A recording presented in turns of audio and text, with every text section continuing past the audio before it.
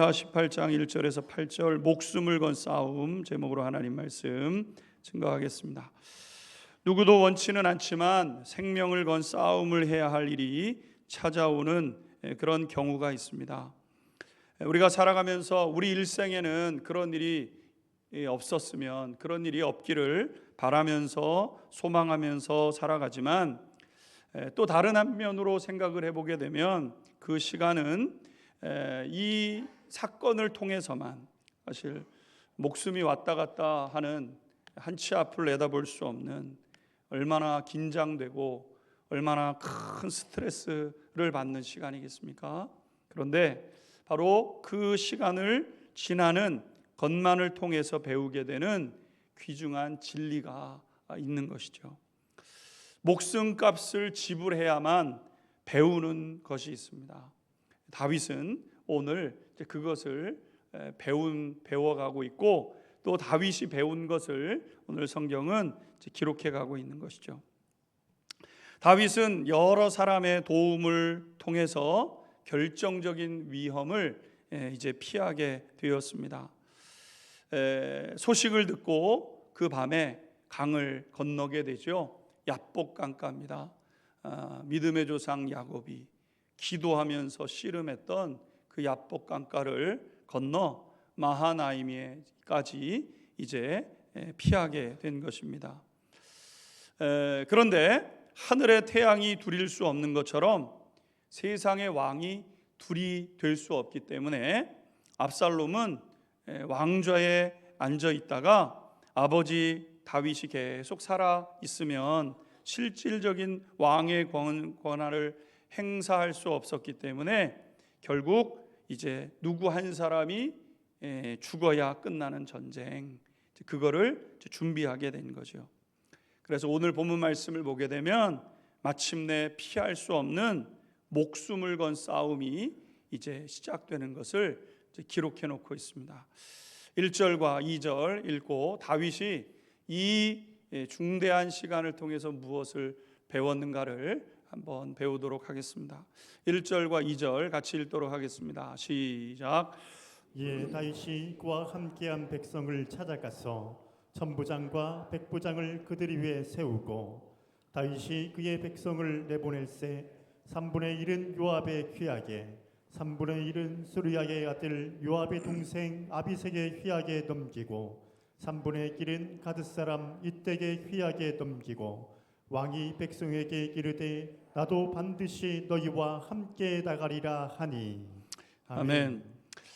다윗은 그 전쟁 군대를 몰고 온 압살롬의 그 군대를 이제 맞서기 위해서 군대를 셋으로 이제 나누었다, 이렇게 기록을 해놓고 있습니다.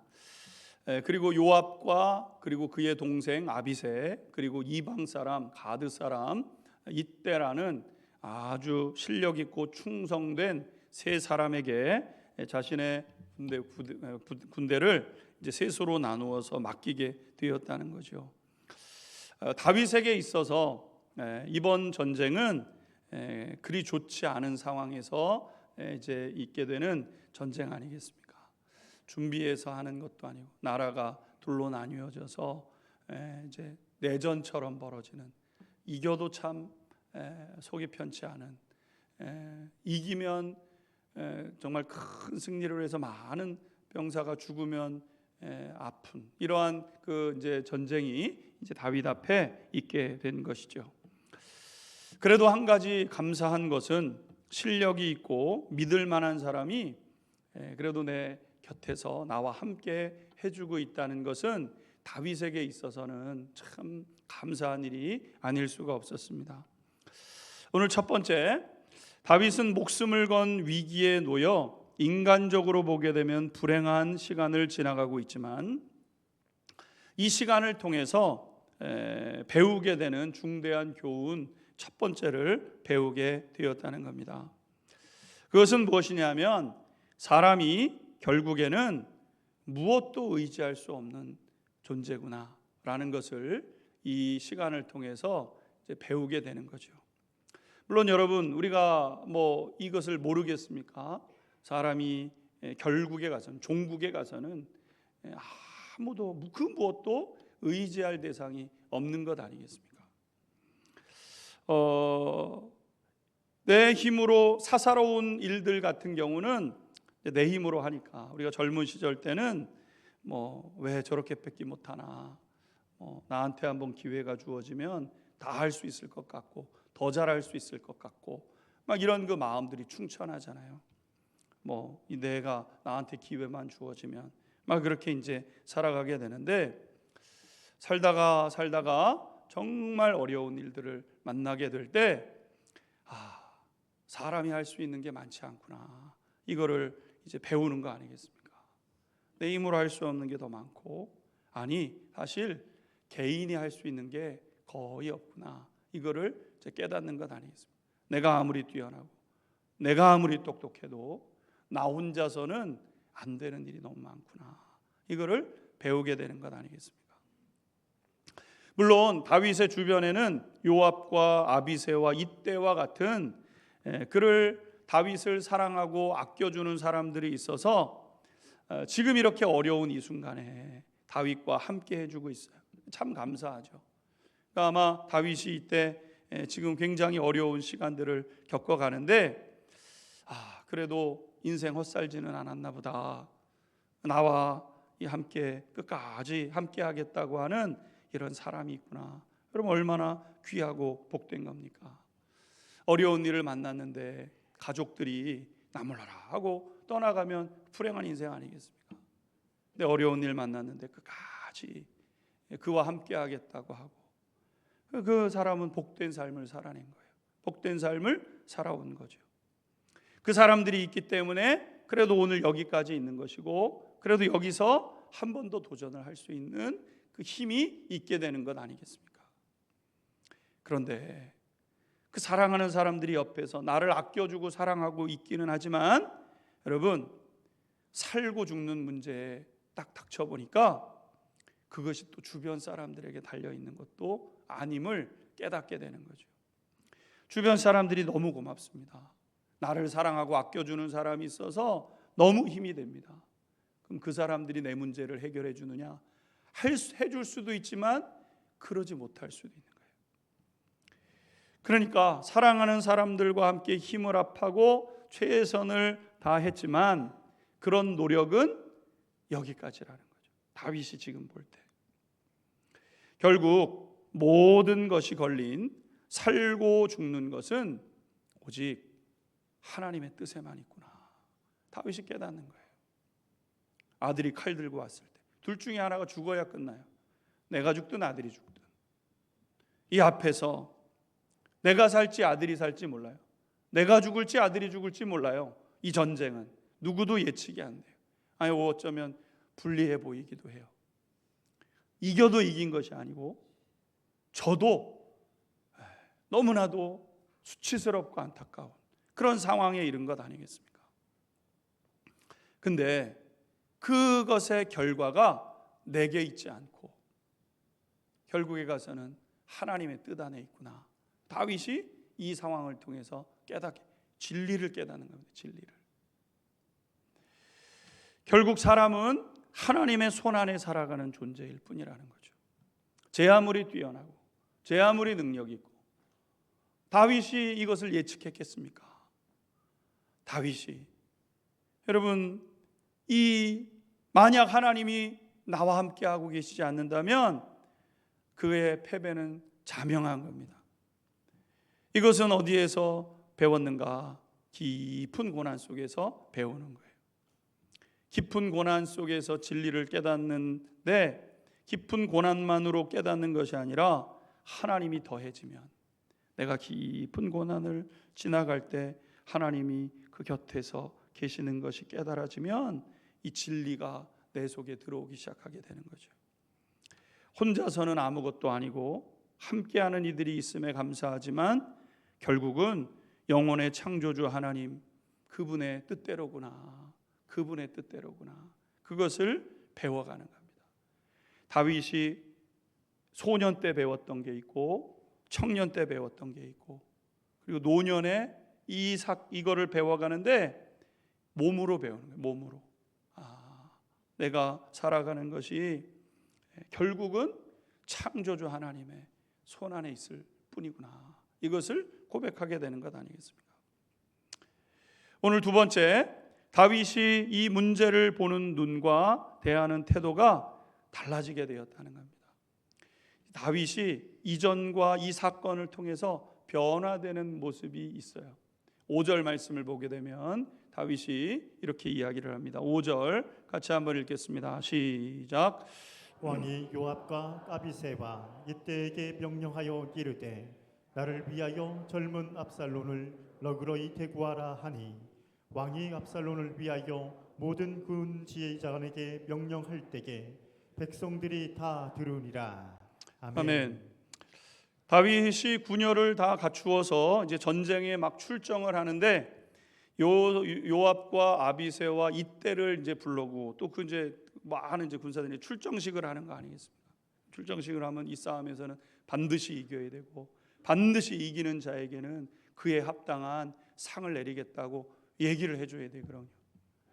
군대들이 모여가지고 이제 최후의 일전을 남기는 겁니다. 얼마나 아프겠어요. 어제까지 동료였는데 오늘 칼을 들고 싸워야 되는 그 군대, 그 전쟁을 하러 나가는 사람들을 향해서 오늘 다윗이 뭐라고 얘기했습니까? 여러 얘기가 있었겠지만 성경이 기록하고 있는 중대한 얘기는 뭐냐면 내 아들 젊은 압살롬을 좀 너그럽게 대해 주시오. 이렇게 이야기를 했다는 거예요. 압살롬은 반역자고 그로 인해서 많은 피해를 입고 다윗도 비참한 인생이 되었죠. 그런 압살롬과의 전쟁을 하러 나가는 장수들에게 내 아들 압살롬을 너그럽게 대해달라 이렇게 이야기를 했다는 거예요. 이 사실을 통해서 다윗이 자신에게 칼을 들이대고 있는 압살롬을 미워하지 않고 있음을 이제 표현하고 있는 것 아니겠습니까? 내 아들이지만 어떻게 저것이 태어났는지 저거 없애버려야 된다고 이렇게 얘기를 할 수 있는데 다윗은 침묵할 수도 있고 근데 내 아들 전쟁하러 나가 죽이러 오는 그 아들을 좀 그래도 너그럽게 그렇게 좀 해주면 좋겠다고 이렇게 이야기를 하는 거 아니겠습니까? 물론 다윗이 자기 아들이어서 그럴 수도 있습니다. 부자지간의 정 때문에.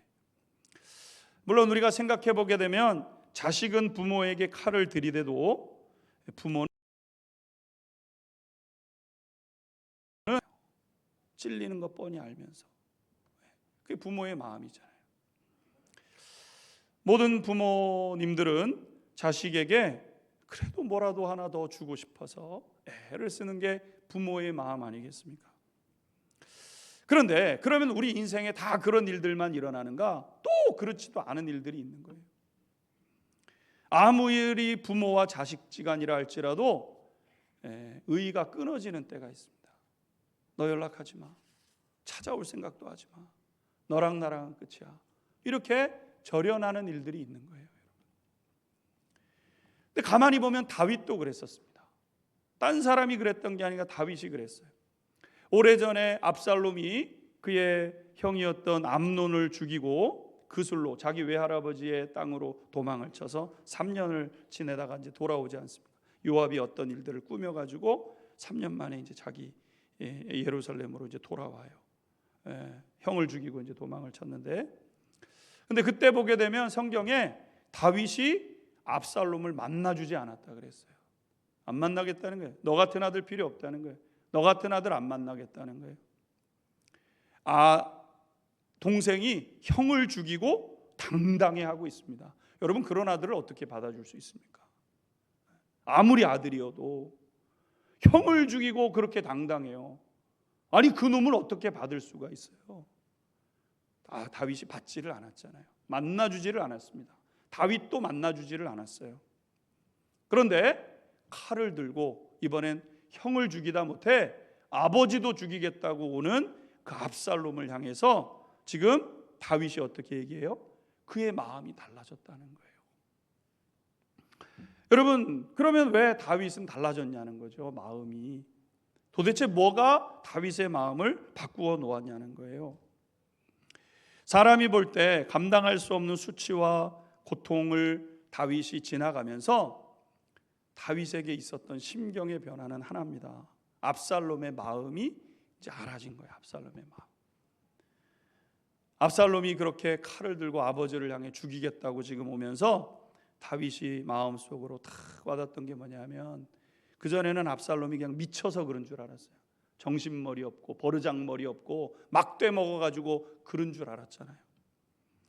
그런데 압살롬이 그렇게 행동하는 것을 가만히 지금 이 상황에서 칼을 들고 와가지고 왕궁에서 쫓겨가면서 막 어쩔 줄을 몰라고 당혹하면서 이 시간들을 복기해 보니까 압살롬이 마음에 들어오게 되는데, 압살롬이 많이 아팠구나, 아파서 그런 거였구나, 내 죄 때문에 네가 아팠구나, 이것이 다윗에게 깨달아진 것 아니겠습니까?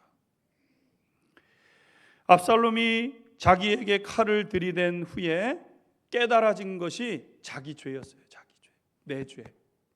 우리가 볼 때는 누가 봐도 이건 압살롬의 죄예요. 암만 그래도 그렇지 아버지한테 칼을 들고 있을 수도 없고 해서도 안 되는, 성경적으로 보나 뭘로 보나 안 되는 거죠. 근데 하고 있어요. 그게 그 잘못된 놈이고, 이거 정신없는 놈이고, 속된 말로 이런 말하면 미친 놈이고, 이게 여러분 그런 거 아니겠습니까 지금? 그런데 다윗이 이 상황 속에서 뭐가 보이냐면 내 죄가 보여요. 내 죄성.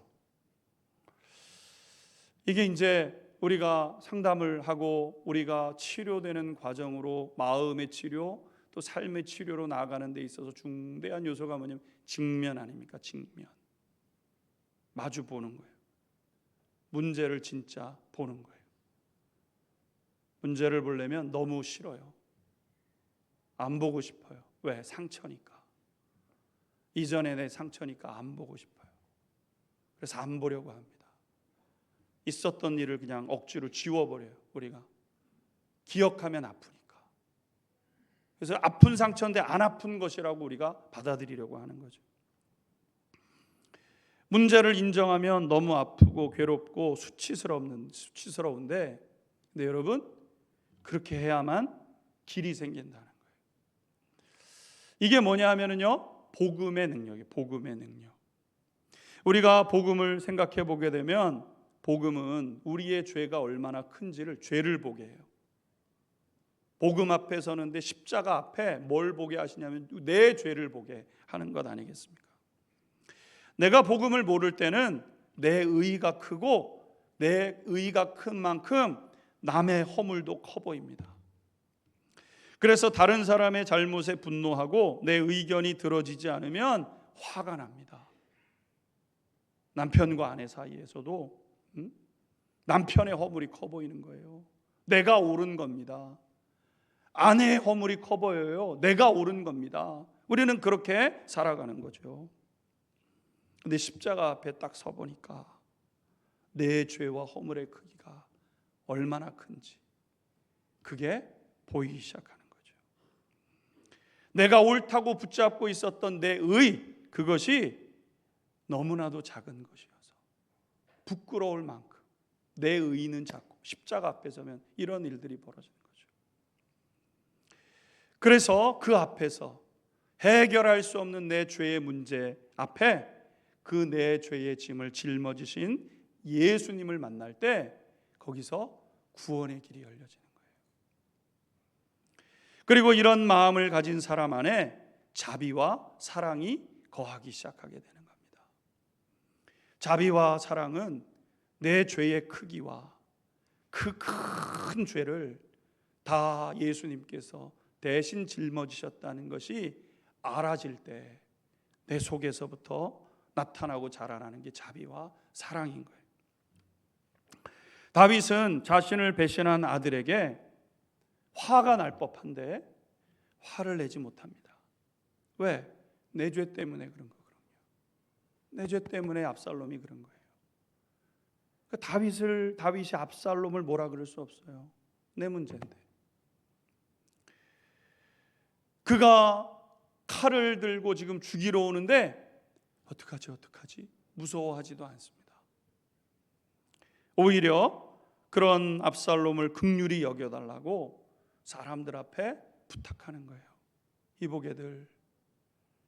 그 사람이 칼을 들고 와서 위협하겠지만, 그래서 어쩔 수 없이 싸우겠지만 그래도 좀 너그럽게 대해 주시게. 이게 다윗의 사람들을 향한 마음이었잖아요. 이게 뭐냐면요, 아버지의 마음이거든요. 아버지의 마음. 우리를 창조하신 하나님 아버지의 마음인 거예요. 사람들은요, 하나님을 향하여 막 화를 쏟아냅니다. 하나님을 향하여 막 저주합니다. 하나님이 살아계시다면 어떻게 그럴 수 있냐고 막 분노하고, 심지어 하나님과 싸우겠다고 막 하나님 앞에 저항하고 대드는 사람들이 있는 것 아니겠습니까? 근데 하나님은 어떻게 하세요? 여전한 사랑으로 우리를 너그럽게 대해 주시는 하나님이시잖아요. 하나님은 우리가 어떤 모습이든지 너그러운 마음으로 대해 주시는 거예요. 하나님 아버지의 마음인 거죠. 다윗이 하나님 아버지의 마음을 갖기 시작하는 거예요. 자기의 이 깊은 고통을 통해서. 사랑하는 성도 여러분, 우리가 다윗을 배워가는 이 시즌입니다. 언제 우리가 다윗을 또 이렇게 자세하게 배우겠습니까? 2024년, 2025년도 이 두 해를 지나가면서 우리가 다윗의 삶을 배워요.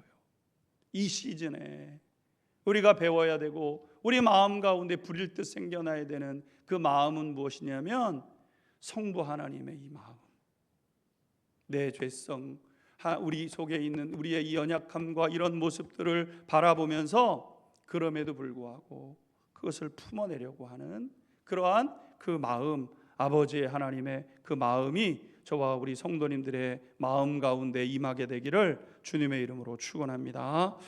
마지막으로 드디어 다윗 군대와 압살롬의 군대가 전면전에 이르게 되었다는 겁니다. 6절에서 8절, 6절, 7절 두 절 읽도록 하겠습니다. 시작.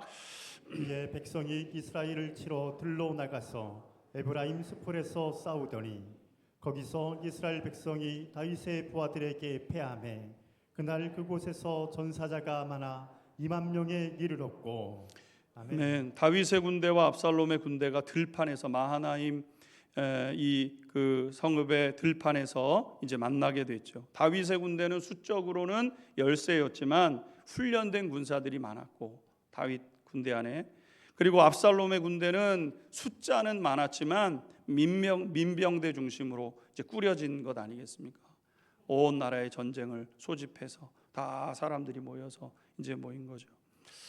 압살롬의 이 군대는 많았기 때문에 다윗의 군대의 입장에서는 이 경험이 부족한 사람들을 수풀로 유인해야 되겠다, 이렇게 전략을 짜고 이 전쟁이 벌어지자마자 이 사람들을 떨기나무 숲이 있는 곳으로 그들을 이제 유인하게 되었다는 겁니다.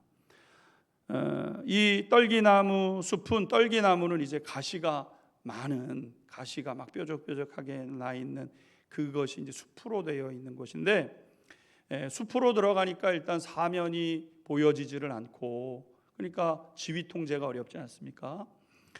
더군다나 가시가 많아가지고 훈련되지 않은 사람들에게 있어서는 굉장히 곤혹스러운 그런 장소였던 거죠. 당연히 압살롬의 군대는 당황하게 되었고, 있었던 작은 실력도 발휘할 수 없는, 숫자만 많았지 그것이 어떻게 힘을 발휘할 수 없는 그런 상황에 이르게 되었다는 겁니다. 전세는 다윗의 군대 쪽으로 급하게 기울게 되었고, 이 압살롬의 군대의 수뇌부까지 이 진격을 할 수 있는 기회를 얻게 되었다는 겁니다.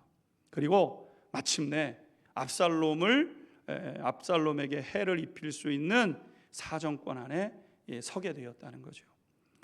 위협을 느낀 압살롬이 사력을 다해서 이제 도망을 치게 되었다는 겁니다. 그런데 도망을 치던 중 상수리 나무에 머리카락이 걸려서 옴짝달싹 못하게 되었고, 결국 상처 입고 상수리 나무 아래에 맥없이 포위되는 일이 있게 되었다는 겁니다. 9절 읽겠습니다. 9절 함께 읽겠습니다. 시작. 압살롬이 다윗의 부하들과 마주치니라. 압살롬이 노새를 탔는데 그 노새가 큰 상수리나무 번성한 가지 아래로 지날 때에 압살롬의 머리가 그 상수리나무에 걸림에 그가 공중과 그 땅 사이에 달리고 그가 탔던 노새는 그 아래로 빠져나간지라. 아멘. 압살롬이 급히 도망가는 쫓기는 상황이니까요. 뭐 사방을 보다가 상수리 나무에 이제 도토리 나무 같은 그런 이제 큰 나무인데 그 사이를 지나가다가 이제 머리가 걸리게 되죠. 그 이전에 보게 되면 이 압살롬의 외모를 이렇게 설명해 주는데 압살롬은 머리카락이 아주 그냥 아주 많은 그런 사람이었고, 그러니까 아마 거기에 걸리면서 이제 말은 빠져나가게 되고, 그리고 거기에 매달려 있다가 결국 이제 그 앞에 떨어지게 맥없이 포위되게 된 거죠.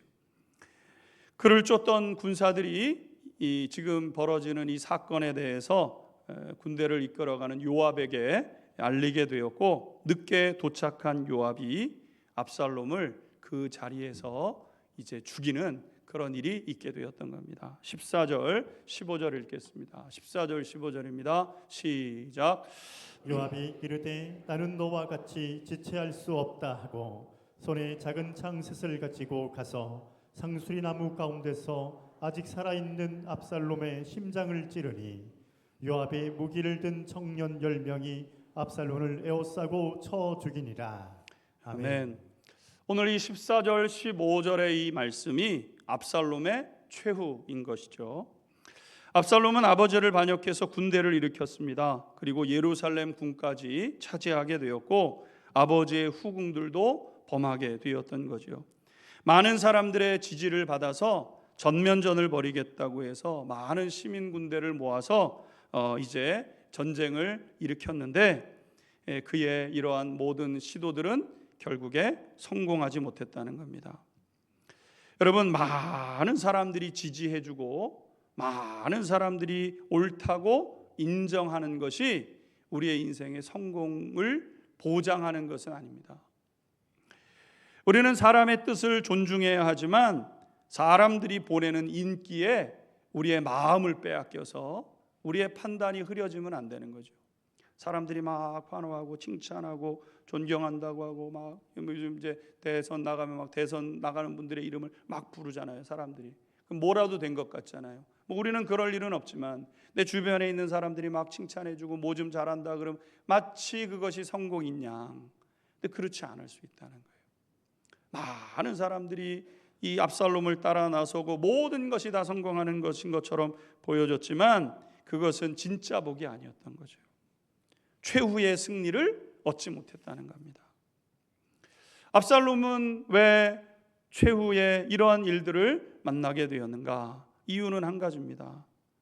하나님께서 인정하시지 않았기 때문에. 하나님께 인정을 받지 못했어요. 압살롬은 사람들도 인정한 것 같고 뭔가 어떤 흐름들도 그것을 받쳐주는 것 같고 하나님이 인정을 안 하죠. 그러니까 압살롬의 최후는 그렇게 마감이 되는 것이죠. 하나님이 인정하시지 않는 것은 모두 허망한 것으로 돌아갑니다. 우리가 경험하잖아요. 살면서 아무리 예를 들어 나 성공하는 것 같고 막 야 기적이다. 기적이면 뭐합니까? 하나님 인정하시지 않으면 여러분 그것이 결코 가서는 복도 안 되고 성공도 되지 못하는 거죠. 그래서 이사야서 40장 말씀해 보게 되면 이런 말씀이 있습니다. 한번 이사야서 40장 6절에서 8절 읽고 기도하겠습니다. 함께 읽겠습니다. 시작. 말하는 자의 소리여 이르되 외치라. 대답하되 내가 무엇이라 외치리까 하니 이르되 모든 육체는 풀이요 그의 모든 아름다움은 들의 꽃과 같으니 풀은 마르고 꽃이 시듬은 여호와의 기울이 그 위에 불미라. 이 백성은 실로 풀이로다. 풀은 마르고 꽃은 시드나 우리 하나님의 말씀은 영원히 서리라 하라. 아멘. 말하는 자의 소리여 이르되 외치다. 뭐라고 외치겠습니까? 모든 육체는 풀이고 모든 아름다움은 들의 꽃과 같을 뿐이다. 이걸 외치라는 거예요. 이걸 기억하라는 겁니다. 여러분 인생이 뭔가 되는 것 같고 우리가 뭔가 얻는 것 같고 그러나 여러분 모든 인생은 풀과 같고 꽃과 같은 인생이라는 거죠. 화려하게 피는 것 같고 뭐가 되는 것 같고 여러분 진짜 그러냐. 이것이 하나님이 정하신 법칙이에요. 7절에 우리가 읽은 대로 풀은 마르고 꽃이 시들면 여호와의 기운이 그 위에 불미라. 모든 사람들은요, 하나님의 이것의 법칙에 예외가 될 수 있는 사람은 아무도 없습니다. 하나님의 기운이 그렇게 불어와요. 우리의 인생은 그 끝에 서게 되는 겁니다. 내가 암만 잘 나가는 것 같고 많은 사람들이 환호하는 것 같고 이름을 막 부르면서 뭔가 인기를 얻는 것 같지만 여러분, 그것이 우리의 진짜 본질이 아니라는 거예요. 8절 말씀을 보게 되면 풀은 마르고 꽃은 시든다. 그러나 우리 하나님의 말씀은 영원히 선다. 다시 말해서 우리의 생명이 걸려있는, 목숨이 걸려있는 그곳에서 우리를 붙잡아 주는 것은 하나님의, 창조주 하나님의 약속밖에 없다는 거예요. 하나님의 약속. 하나님의 약속이 있는 사람과 하나님의 약속이 없는 사람의 두 사람의 모습이 이와 같이 나뉘어지는 거죠. 여러분, 우리가 다윗의 삶을 현미경 들여다보듯이 보면서 여러분, 우리가 여기까지 왔잖아요. 근데 지금 우리가 이 시즌에, 지금 우리가 이 부분을 배워가고 이 부분에 우리가 집중하고 있는 이 시즌에 우리가 봐야 되는 것, 나는 누구에게 인정받고 있는지, 하나님이 나를 인정해주고 계실까? 하나님 앞에서 물어야죠. 나는 하나님의 마음에 합한 삶을 살고 있는가? 하나님 볼 때 참 마음이 좋다, 그런 삶이 내 삶인가? 여러분, 바라기는 우리 예배하는 우리 안양조합교회 모든 성도님들 한 분 한 분마다 하나님의 마음에 맞는 분들이 되셔서 최후의 승리, 다윗처럼 안 될 것 같은데 이제 이기잖아, 이기게 하시는 하나님, 그 다윗의 은혜와 복이 우리 성도님들의 복이 될 수 있게 되기를 주님의 이름으로 축원합니다. 우리 같이 기도하겠습니다.